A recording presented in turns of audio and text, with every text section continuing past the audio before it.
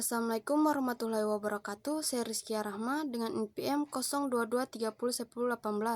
Pada kesempatan ini saya akan menjelaskan tentang proses fonasi titik artikulasi bunyi vokal dan konsonan.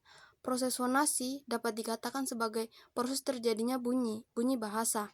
Bunyi bahasa pada umumnya terjadi dimulai dari proses pemumpaan udara yang keluar dari paru-paru melalui batang tenggorok ke pangkal tenggorokan, yang di dalamnya terdapat pita suara. Supaya udara bisa keluar, pita suara harus berada dalam posisi terbuka. Pita suara ini merupakan jalan satu-satunya udara untuk bisa keluar dari suara melalui rongga mulut atau rongga hidung. Berkenaan dengan bunyi bahasa, udara yang keluar dari paru-paru mengalami hambatan pada pita suara agar bunyi bahasa bisa terjadi. Agar udara bisa keluar, pita suara harus terbuka. Besar kecilnya pita suara akan menentukan jenis bunyi bahasa tersebut. Selanjutnya, proses fonasi tidak hanya berhenti pada saat udara melewati pita suara, tetapi udara akan melewati entah rongga mulut atau rongga hidung.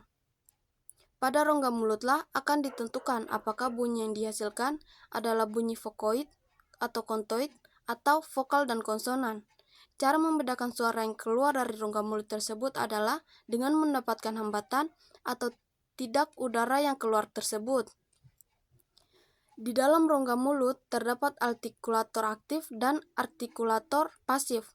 Artikulator aktif adalah alat ucap yang bergerak, yakni setiap bagian alat ucap dari pangkal hidung, ujung lidah, kemudian bibir bawah. Sedangkan gigi, gusi, bibir atas, langit-langit keras dan lunak, dan serta kekat merupakan artikulator pasif.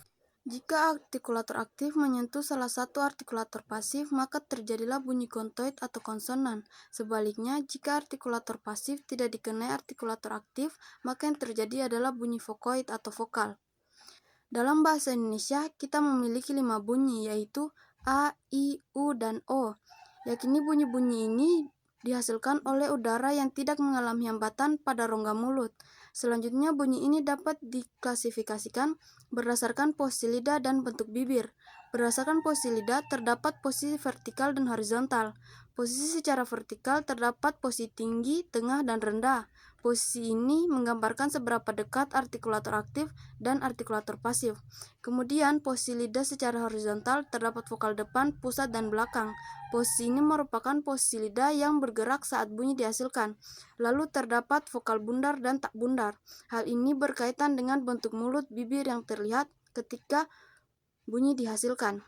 Kemudian kita dapat merinci bahwa dalam bahasa Indonesia kita memiliki vokal tinggi yaitu I dan O, vokal tengah C dan O, dan vokal rendah A. Kemudian berdasarkan posisi lidah yang bergerak dalam bahasa Indonesia, terdapat vokal depan I dan E, vokal pusat A, dan vokal belakang A dan O. Dan berdasarkan bentuk mulut terdapat vokal tak bundar I dan A dan vokal bundar U dan O. Berdasarkan klasifikasinya ini, maka vokal tersebut dapat dinamai berdasarkan hasil klasifikasinya, yaitu I adalah vokal tinggi depan tak bundar, U adalah vokal tinggi belakang bundar, E adalah vokal depan tak bundar, O adalah vokal depan pusat dan bundar, A adalah vokal depan rendah tak bulat. Dan selanjutnya, bunyi konsonan atau kontoid. Bunyi konsonan terjadi karena adanya hambatan udara pada titik-titik artikulasi tertentu, dan ini melibatkan artikulator aktif dan artikulator pasif. Berdasarkan titik artikulasi bahasa Indonesia memiliki bunyi bilabial P, B, W, dan M. Bunyi ini terjadi akibat pertemuan antara bibir atas dan bawah. Kemudian bunyi labidiontal yang F dan V. Bunyi ini dihasilkan oleh pertemuan bibir bawah dan gigi atas. Kemudian bunyi dental T. Bunyi ini terjadi karena ujung lidah menyentuh gigi atas dan bawah.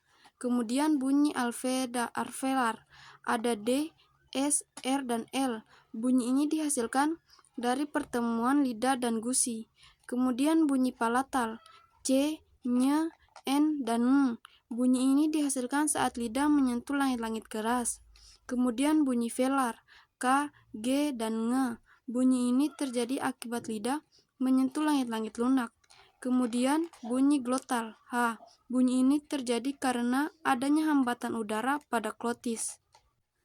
Selanjutnya, berdasarkan cara artikulasi dalam bahasa Indonesia, terdapat bunyi hambat tak bersuara, P, T, dan K. Bunyi ini terjadi karena udara hambat dan diletupkan secara tiba-tiba.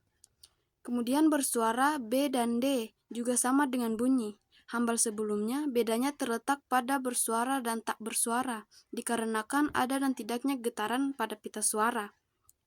Kemudian bunyi frikatif, tak bersuara, F, S, dan H. Bunyi ini terjadi karena ada gesekan udara bersuara F dan G. Kemudian ada bunyi afrikatif, tak bersuara, C. Bunyi afrikatif adalah bunyi paduan dari bunyi hambat atau frikatif bersuara. Kemudian bunyi literal bersuara, L, atau bunyi yang dihasilkan dengan mengeluarkan udara di samping lidah. Kemudian bunyi nasal. Bunyi nasal bersuara U, M, Ny, dan Nge. Bunyi ini dihasilkan dengan disertai udara yang keluar dari rongga hidung. Selanjutnya bunyi luncuran. Bunyi luncuran bersuara W dan J atau disebut semivokal atau bunyi hampiran. Dan yang terakhir ada bunyi getaran bersuara F. Bunyi yang dihasilkan melalui getaran pada lidah yang mendekat pada gusi atau bisa juga pada langit-langit keras. Sekian penjelasan yang dapat saya berikan. Lebih dan kurangnya mohon dimaafkan. Terima kasih. Assalamualaikum warahmatullahi wabarakatuh.